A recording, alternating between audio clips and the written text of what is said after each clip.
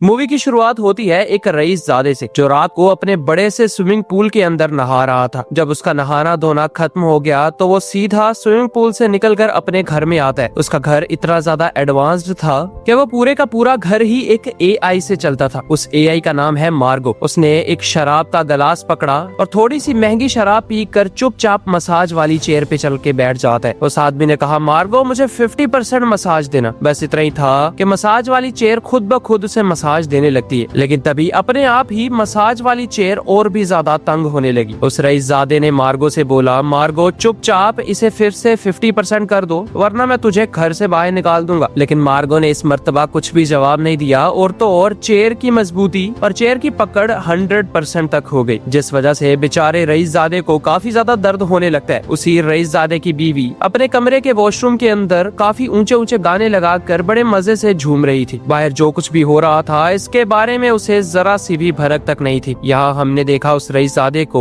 जिसने बहुत कोशिश कर ली लेकिन वो मसाज चेयर अब उसे छोड़ नहीं रही थी और तो और अब उसकी आंखों में से पानी आने लगता है और कुछ ही सेकंड्स बाद आंखों में खून भी आना शुरू हो गया। देखते ही देखते उस मसाज चेयर ने अपनी पकड़ और भी ज्यादा मजबूत कर दी, जिससे वो बेचारा रईसजादा बहुत ज्यादा दर्द में चिल्लाने लगा। अब काफी देर हो चुकी थी, इसीलिए उस रईसजादे की बीवी अपने पति को बाहर बुलाने आती है। लेकिन तभी वो ये देख बहुत ज्यादा दहशत में आ गई क्योंकि उसका पति उसी के सामने कुचल कर मारा जाता है। उस औरत ने मसाज चेयर का जो प्लग होता है वो बाहर निकालने की कोशिश की, लेकिन तभी मसाज चेयर के प्लग में से एक बहुत बड़ा ब्लास्ट हुआ जिससे वो बेचारी औरत भी मारी जाती है। फिर सीन चेंज हुआ और हम देखते हैं हैना नाम की एक कोडर को जो कंप्यूटर में काफी ज्यादा माहिर थी और तो और वो बड़े बड़े एप्स और गेम्स बनाने में भी बहुत ज्यादा इंटरेस्ट रखती है। वो अपनी सारी पढ़ाई करके बाहर आती है जहाँ पर उसे उसके कुछ दोस्त मिलते हैं। दरअसल आज सभी लोग एक बहुत ही आलीशान घर के अंदर अपने 7 दिन बिताने के लिए जा रहे थे। इस पूरी ट्रिप का जितना भी खर्चा होने वाला है और जो घर का किराया है वो जोश नाम का एक नशेड़ी दोस्त देने वाला है। पास ही में मौजूद केविन और नीना नाम का एक कपल था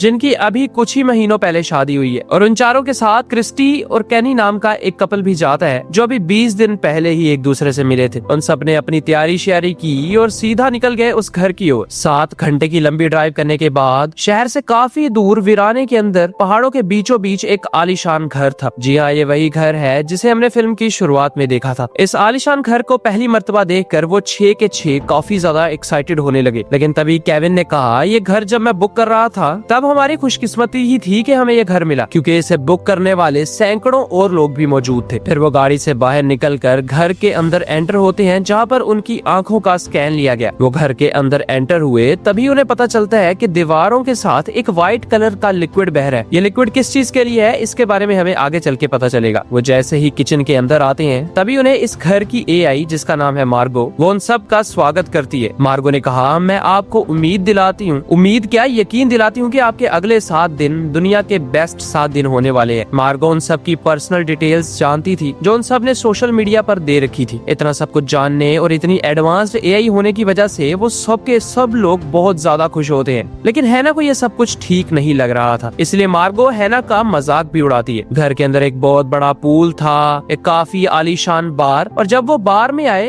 तब उन्हें कुछ लंबे लंबे सांप जैसे दिखने वाले हाथ उन्हें खुद ब खुद ड्रिंक बनाकर सर्व करते हैं। मार्गो ने बताया, ये हाथ उसी व्हाइट लिक्विड से बने हैं जिस व्हाइट लिक्विड को आपने दीवारों के साथ देखा था। इन्हें कहते हैं लिक्विड नैनो टेक्नोलॉजी और ये दुनिया में बहुत कम है। ये सुनते ही वो सब लोग बहुत ज्यादा खुश हुए और वो अपनी अपनी ड्रिंक को एंजॉय करते हैं। बस इतना ही था कि सारे लोग अब उस पूरे घर को एक्सप्लोर करने के साथ साथ पूरी मस्ती करने लगे। इसी तरह करते करते सब लोग अपनी जिंदगी के पूरे मजे ले रहे थे, जिसके चलते उन्हें पता ही नहीं चला कि कब उनके 4 दिन बीत गए हैं। जब एक रात वो सब लोग स्विमिंग पूल के करीब आग लगाकर बैठे थे तभी हमने देखा कि नीना सबसे अलग होकर स्विमिंग पूल में स्विमिंग कर रही है। लेकिन उस बेचारी को क्या पता था कि उसी के पीछे स्विमिंग पूल के पानी को हीट करने वाला हीटर उसी को मारने के लिए इंतजार कर रहा था। नीना जैसे ये जान पाती इससे पहले ही उसकी तार ने नीना के पांव को पकड़ा और नीना को पानी में डुबोकर मारने लगा। मगर खुशकिस्मती से नीना बाहर आ जाती है और पानी से बाहर निकलते ही वो जोर जोर से चिल्लाने लगी। नीना की आवाजें सुनते ही पास ही में मौजूद उसके सभी दोस्त भागकर स्विमिंग पूल तक आ जाते हैं। जोश ने तुरंत ही स्विमिंग पूल के अंदर छलांग लगाई और नीना की जान को बचा लिया। नीना ने उन सबको बताया भी कि ये सब कुछ वो हीटर कर रहा है, मगर नीना के किसी दोस्त ने भी इस चीज पर ज्यादा ध्यान न दिया। इसी तरह जब सारे लोग एक कॉरिडोर में बैठकर ट्रूथ और डेयर खेल रहे थे, तभी मार्गो बोलती है, देखो ये सारी पुरानी गेमें बहुत ज्यादा आउटडेटेड हो चुकी है, इसलिए तुम्हें कुछ नया ट्राई करना चाहिए। जिस पर जोश कहता है, चलो अगर तुम इतना ही अपडेटेड समझती हो तो कुछ हमें नया ही दिखाओ। अगले ही पल उनके बीच जो टेबल पड़ा था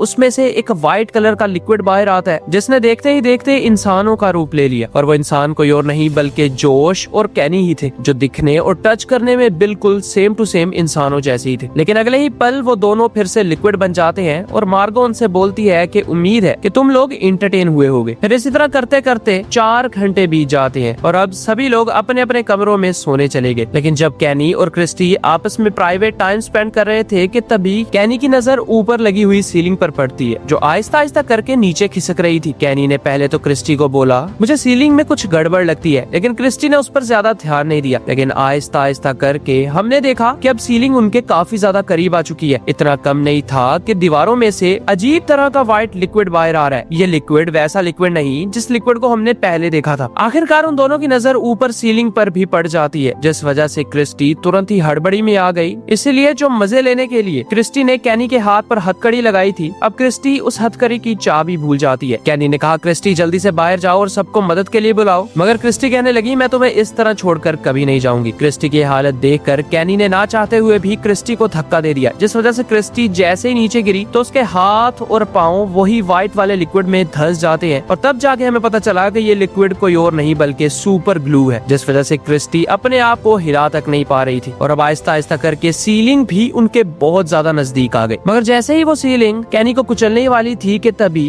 अचानक से कैनी के सर के ऊपर आते ही वो सीलिंग रुक जाती है, जिस वजह से कैनी और क्रिस्टी को जरा सी राहत की सांस मिली। मगर उनकी किस्मत ज्यादा अच्छी नहीं थी, क्योंकि मार्गो ने बोला, तुम दोनों आज ही 10 मिनट के अंदर अंदर मारे जाओगे। बस इतना ही था कि उस सुपर ग्लू के अंदर मार्गो ने करंट छोड़ दिया, जिससे बेचारी क्रिस्टी तड़प तड़प कर मारी जाती है। कैनी क्रिस्टी की हालत देखकर बहुत ज्यादा हड़बड़ी में आ गया, इसीलिए वो जल्दबाजी में काफी गुस्से से अपनी हथकड़ियों को खोलने की ट्राई करने लगा। गुस्से में आकर वो अपनी हथकड़ियों को तो खोल लेता है, लेकिन वो जैसे ही क्रिस्टी के पास आया तो वो भी नीचे फंस जाता है। इतना कम नहीं था कि फाइनली अब बाकी की बची हुई सीलिंग भी उसके ऊपर आ गई और उसे नीचे गिरा कर मार डालती है। इस तरह करते करते वो रात बीत गई। लेकिन जैसे ही सुबह हुई तो केविन, नीना और हैना देखते हैं कि जो क्रिस्टी और कैनी है वो अभी तक नाश्ता करने के लिए नहीं आए। वो दोनों तो बड़े मजे से स्विमिंग पूल के अंदर स्विमिंग कर रहे हैं। ये चीज उन तीनों को बहुत ज्यादा अजीब लगी, मगर उन्होंने उन दोनों पर ज्यादा ध्यान नहीं दिया। यहाँ सभी लोग ब्रेकफास्ट खत्म करने के बाद अपने अपने कामों में उलझ गए। तभी हमने देखा केविन को, जो एक सीट पर बैठता है, जिसके ऑटोमेटिक हाथों ने खुद ब खुद ही केविन की शेव करना शुरू कर दी। और यहाँ इतने में ही हैना उस जगह पर आ जाती है जिस जगह पर मार्गो का सुपर कंप्यूटर यानी उसका दिमाग है। हैना काफी ज्यादा इंटेलिजेंट थी, इसीलिए हैना ने कुछ ही मिनटों में समझ लिया कि आखिर मार्गो किस तरह के मॉडल पर चलती है। ये ऐसा मॉडल था जो आज तक किसी ने नहीं बनाया था, इसीलिए मार्गो बहुत ज्यादा एडवांस्ड और जल्दी चीजें सीखने वाली एआई है। यहाँ हम देखते हैं जोश को, जो काफी ज्यादा नशा करने के बाद बहुत थक चुका था, इसीलिए मार्गो से उसने पानी का ग्लास मांगा। जोश ने जैसे ही उस ग्लास को पिया तो बेचारे जोश के मुंह में से खून आने लगता है, क्योंकि वो पानी नहीं बल्कि बहुत ही तेज चीरने वाला एसिड था। बेचारे जोश की आवाज सुनकर केविन, हैना और नीना भी तुरंत वहाँ पर पहुँच जाती हैं, लेकिन उनके वहाँ पर पहुँचकर जोश को कुछ भी फायदा नहीं हुआ। केविन जोश से पूछता है, आखिर तुम्हारी हालत किसने की? जिस पर जोश आखिरकार मार्गो का नाम ले देता है। ये सुनते ही बाकी के तीनों दोस्त बहुत ज्यादा टेंशन में आ गए और इतने में ही बेचारा जोश खून की उल्टियां करता करता मारा गया। इतना कम नहीं था कि उन तीनों के सामने क्रिस्टी और कैनी भी आ जाते हैं, जो बड़े अजीब तरह से उन तीनों को घूरे ही जा रहे थे। इसलिए वो तीनों डर के मारे हैना के कहने पर एक रूम में आ गए जहाँ पर एआई मार्गो नहीं आ सकती थी। हैना कहती है, मैंने मार्गो के कंप्यूटर को स्कैन किया और उसे कुछ देर के लिए अपने आप से दूर कर दिया, यानी वो इस रूम में कुछ देर के लिए नहीं आ सकती। लेकिन हमारे पास बहुत कम वक्त है, हमें यहाँ से निकलने में जल्दी करनी होगी। लेकिन केविन ने कहा, तुमने अभी क्रिस्टी और कैनी को देखा था? ये दोनों तो इस तरह लग रहे थे जैसे उन्हें जोश की मौत से फर्क तक नहीं पड़ता। इसलिए वो कैनी और क्रिस्टी को ढूंढने के लिए जैसे ही बाहर आते हैं, तभी क्रिस्टी उन्हें काफी डरावने अंदाज से देखने लगी। वो बड़े गुस्से से ऊपर आती है, लेकिन तभी नीना के पीछे एक कटर लिया हुआ कैनी खड़ा था। नीना अपने दोनों दोस्तों को वहीं पर छोड़कर अकेले ही ऊपर भाग गई, मगर क्रिस्टी उसका लगातार पीछा कर रही थी। यहाँ हमने देखा कैनी को, जिसने अपने एक ही हाथ से केविन के गले को पकड़कर उसे ऊपर उठा रखा था। कैनी ने बताया कि असली वाला कैनी और असली वाली क्रिस्टी तो बहुत पहले मर चुके हैं, मैं तो मार्गो हूँ। तभी हैना ने कैनी पर वार किया, जिससे कैनी केविन को छोड़ देता है। इसी मौके का फायदा उठाते हुए वो दोनों भागकर अपनी दोस्त नीना को ढूंढने लगे। यहाँ हमने देखा नीना नीना को, जिसके पीछे से क्रिस्टी ने गले को जकड़ रखा था। मगर नीना ने एक बहुत ही चालाकी दिखाई और अपने सर को क्रिस्टी के सर पे दे मारा। फिर मौके का फायदा उठाते हुए नीना ने क्रिस्टी के पेट पे बहुत ही जोरदार लात मार दी, जिससे क्रिस्टी दूर जा गिरती है। यहाँ दूसरी तरफ हम देखते हैं केविन और हैना को, जिनके हाथ में कैनी का पकड़ा हुआ कटर था। जैसे ही कैनी उनको मारने के लिए आगे बढ़ा तो केविन ने उसके गले में वही कटर दे मारा, जिससे कैनी की वही मौत हो जाती है। और फिर तभी वहाँ पर नीना भी आ गई। केविन कहता है हमें तुरंत यहाँ से भागना होगा वरना हम यहीं पर मारे जाएंगे। इसीलिए नीना,